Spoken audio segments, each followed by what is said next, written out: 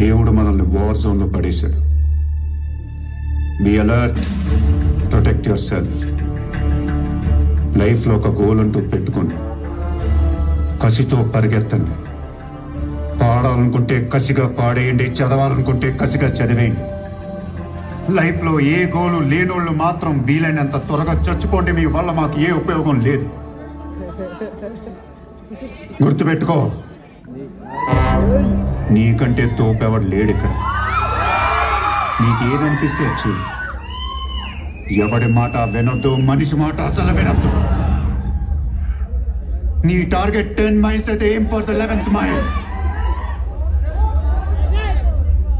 కార్తే దిమ్మ తిరిగిపోవాలి. చల్.